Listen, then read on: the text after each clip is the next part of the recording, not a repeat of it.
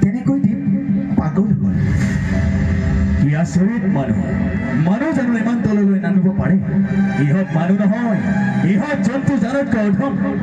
আৰু ইমান বৰ ঘটনা হৈ যোৱাৰ পিছতো গাঁৱৰ মানুহে সিহঁতৰ একো ব্যৱস্থা লোৱা নাই নে কি কৰিব কোনে সিহঁতৰ ওপৰত মাত মাতিব কিয় আইন প্ৰশাসন সিহঁতৰ হাতৰ মুঠি সিহঁতৰ বাপেকতে 2 নম্বৰী চোৰাং কাৰবাৰ কৰি টকা ঘটি সমাজৰ আগত ডাঙৰ ডাঙৰ ভাষণ দি দুখীয়া মানুহক প্ৰলোভন দেখুৱাই টকা উপাৰ্জন কৰা মুখাপিণ্ড ভদ্ৰল কৰান বহেন হাতৰ মুঠি আৰু তাৰেই প্ৰতিবাদ কৰিবলৈ গ'লে দুখী হ'ব লগা হয় আমাৰ দৰে শিক্ষিত নিবনুৱাসকল এৰা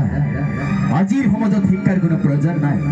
শিক্ষালৈ চাকৰি নেপাই সন্মানৰ খাতিৰত পেটত কাটিব লগা হয় আমাৰ দৰে দুখীয়া মানুহবোৰে আৰু সেই মুখাপিণ্ড ভদ্ৰৰ ঘৰ পুতেকবোৰক দিছে দুচকীয়া মটৰ চাইকেল কিনি দিনৰ দিনটো তাজপাত খেলি গধূলি হ'লে নিচাত মতলীয়া হয় কোনো মহাভৰিক চিনি নোপোৱা ভদ্ৰৰ ঘৰ পুতেকবোৰ হয় আজিৰ সমাজৰ ভাল মানুহ আৰু তাৰেই প্ৰতিবাদ কৰিবলৈ গ'লে আজিৰ সমাজত হ'বলগীয়া হয় আমি বৰ বেয়া মানে এয়াই জানো আইন এয়াই জানো সুবিচাৰ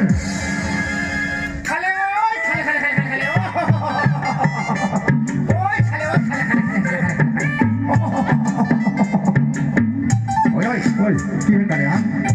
ওই ও ফুটে খালে ওই কি ফুটে খালে হ্যাঁ ওই কি ফুটে খালে ও মাইকি ফুট মাইকি ফুট দীঘল চলি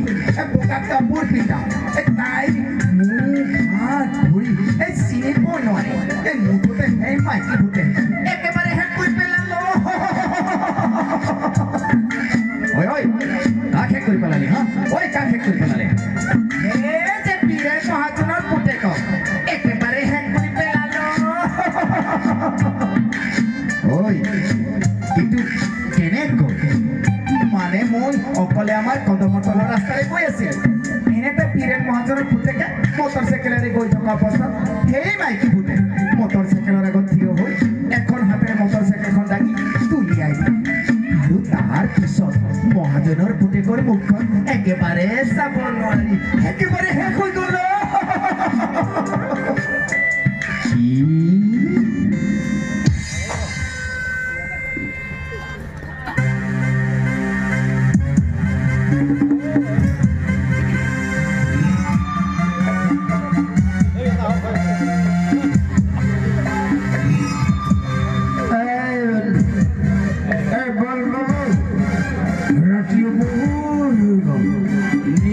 বেশি হয়ে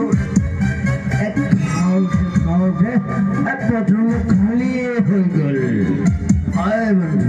এটি আমি ঘৰলৈ যাব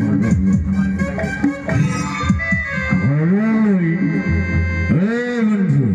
মই থাকি পাহৰি গেলে নেকি আমাৰ সেই উদ্দেশ্য পড়াৰ কথা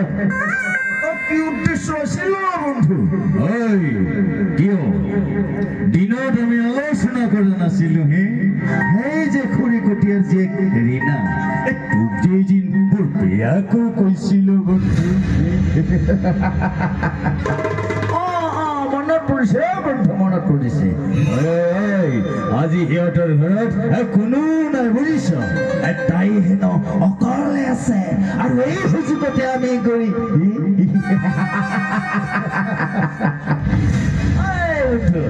পাহৰিয়ে গৈছিলো নহয় তেনেহলে দিনে কি হয় হে বল বল বল বল বন্ধু বল বল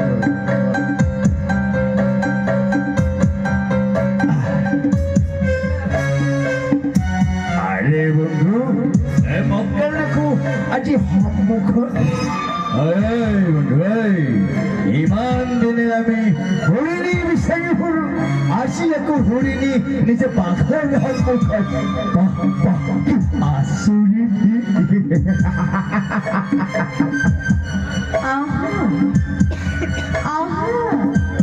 মই তোমালোকৰ বাবে অপেক্ষা কৰি আছো নিচা বেছি হৈছে দেই বন্ধু মইহে আগত যাব লাগিব দেই বন্ধু মইহে আগত যাব লাগিব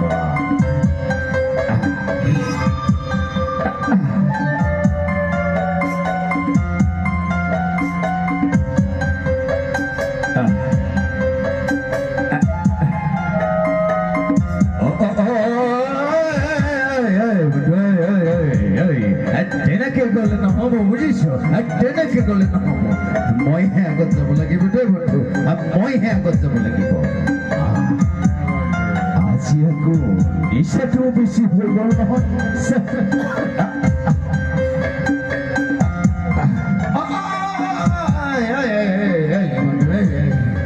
তেনেকে গ'লে নহ'ব বুজিছ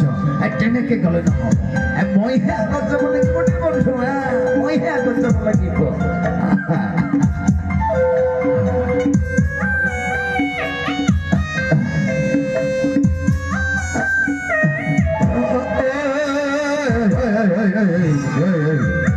তেনেকে গ'লে নহ'ব বুজিছ তেনেকে গ'লে নহ'ব আমি দুয়ো একেলগে যাব লাগিব নে কি কয়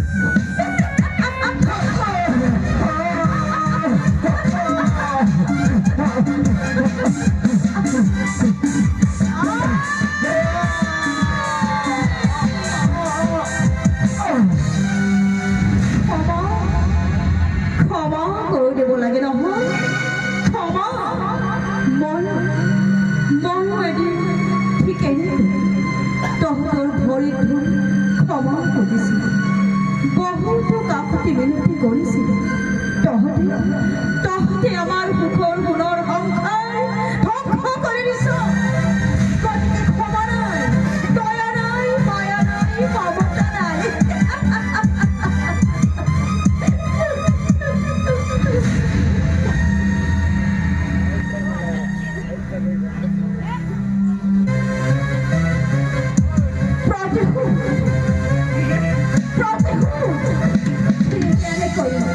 কেনে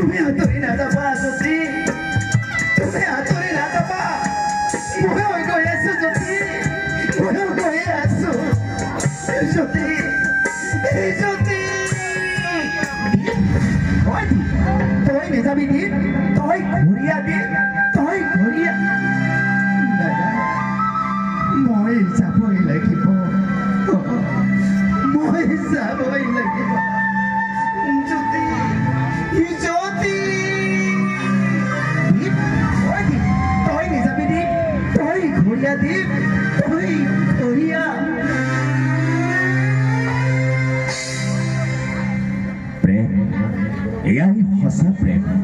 প্ৰেম স্বৰ্গীয় অনুভূতি ভগৱানৰ দান কিন্তু এই প্ৰেম ধ্বংস কৰি কি পালা